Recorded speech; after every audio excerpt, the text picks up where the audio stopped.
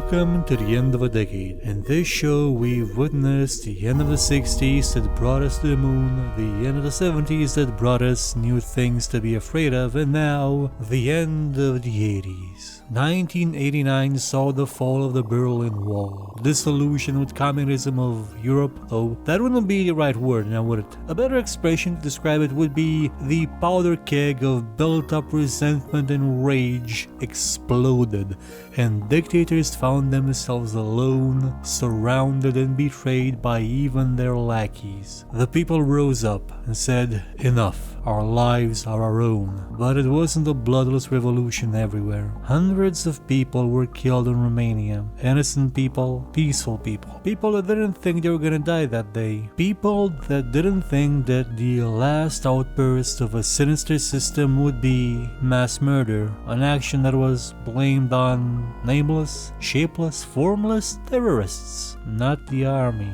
not the state, not the ones that should be paying for it. In China, in Tiananmen Square, it ended tragically as well, and with no upsides, no end to communism. But the courage to stand in the face of power did not falter. And sure, while in some cases things didn't turn out that great under democracy either, mostly because the ones who took over were for the most part the very same lackeys that turned their backs on a dictator who was shot along with his wife on Christmas Day, it was still a better fate for the people than what the alternative showed itself capable of in the past decade. The crumbling borders between East and West led to a blending of culture like never before. Whereas up until now, we would be the ones getting the odd tidbit of Western media, screening VHS tapes for the whole neighborhood in dark rooms with blankets on the windows and someone keeping watch outside. Now,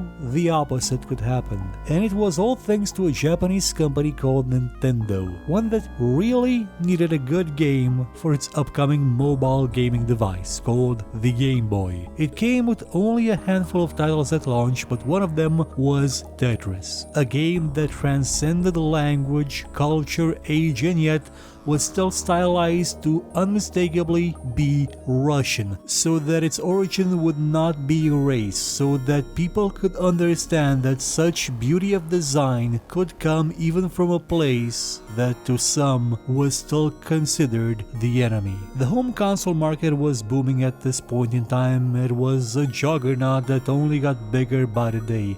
The Sega Genesis was getting ports of arcade games that looked almost as good as the originals, like the classic Golden Axe, again made by Sega. Herzog would get a sequel on this platform in the form of Herzog's Way, another example of a proto-RTS game where you would command units and combat while technically still being one yourself. In the meantime, the NES was still going strong, getting its own slew of new games, either ports of the arcades or a bunch of licensed games as well, such as another Capcom creation in the form of DuckTales, alongside an infuriating Ninja Turtles game made by Konami that had nothing to do with the arcade version, also made by Konami that very same year. And while these were easier to sell due to the appeal of the licensed property and the branding, the platform still got its own original titles. One of them was River City Ransom, a spawn of the ancient by now Renegade that also spawned the Double Dragon series. This game would be the one to truly establish the popular Kunio-kun series,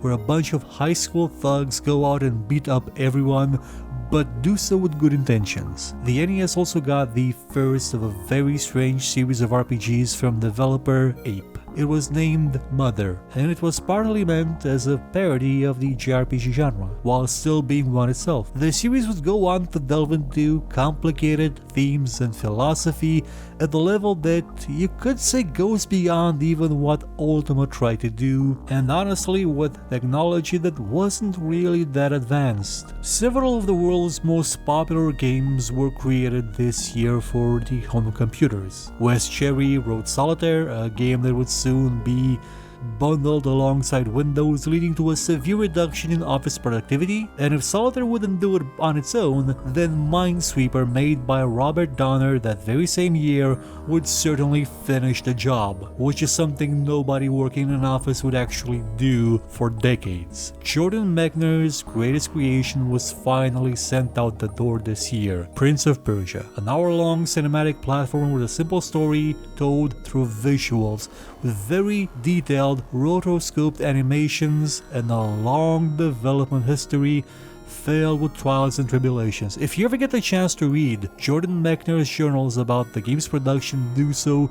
They are great. It's in this game that we can truly see the birth of the cinematic experience in a game, and the beauty that it could bring before being corrupted decades later by some really lackluster, uninspired, and generally not very good games. Adventures continue to grow this year, with Sierra putting out both sequels and new titles alike, one example being the first of the short-lived Larabow series, The Colonel's Bequest.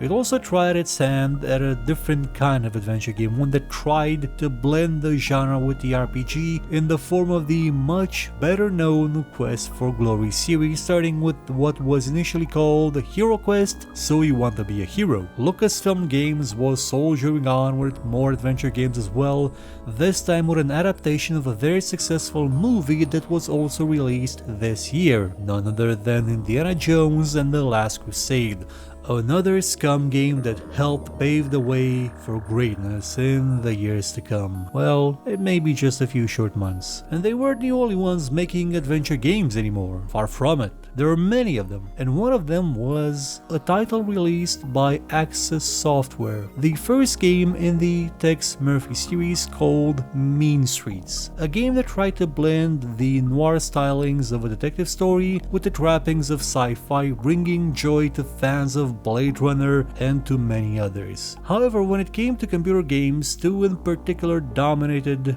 the year. Two strategy games. Not that Prince of Persia wasn't great in its own right, if Brotherman had actually put any effort into selling it and didn't, let it die. The first of these games was made by a small studio called Bullfrog. It was the definition of a god game, one of Peter Molyneux's greatest creations, Populous, a game where it played the role of a god, leading your people to greatness and smiting those who fail to believe in you, all in a procedurally generated world, mostly because Peter couldn't be bothered to actually make maps for it. The other game was Will Wright's masterpiece, Sim City, a game that built upon so many other achievements from the past, including one of Wright's own technical accomplishments, and created something with the potential to change gaming forever. What Maxis had made here was no longer just a toy, it was a city building and management simulator, but not in the obtuse text-based ways of the economical simulators of the past ages, but in a way that was approachable. It had a slick and easy to understand and to use interface with a mode of play that wasn't difficult to understand, but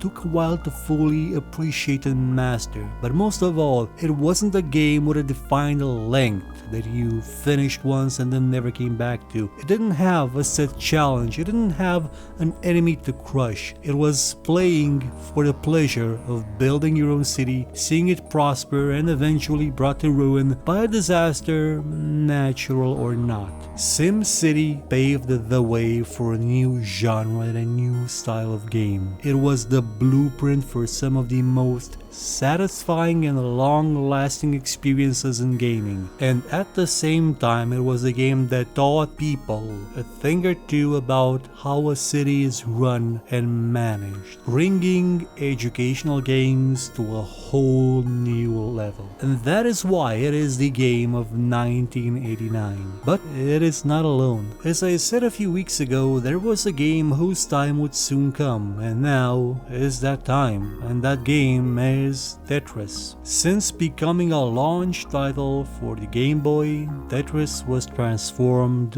into a global juggernaut, played by billions of people worldwide, beloved by all, and fondly remembered not for story, not for graphics, not for anything other than the essence of a game itself, that which you actually do within it. And so ends 1989, the year that gave Tetris to everybody, the year that gave us SimCity that brought democracy to Eastern Europe and a massive oil spill to a bunch of really surprised birds, otters, seals, and a bunch of whales. And it brought an end to the 80s, a decade for which a lot of people are nostalgic, but not people from around here. Well, at least not the ones that didn't have relatives in the upper echelons of the Communist Party. Those people are still nostalgic for the time when they were superior to others. Next week we move on to the 90s, a decade of hope for some, a decade of strife for others, and a decade with many changes in store. Goodbye.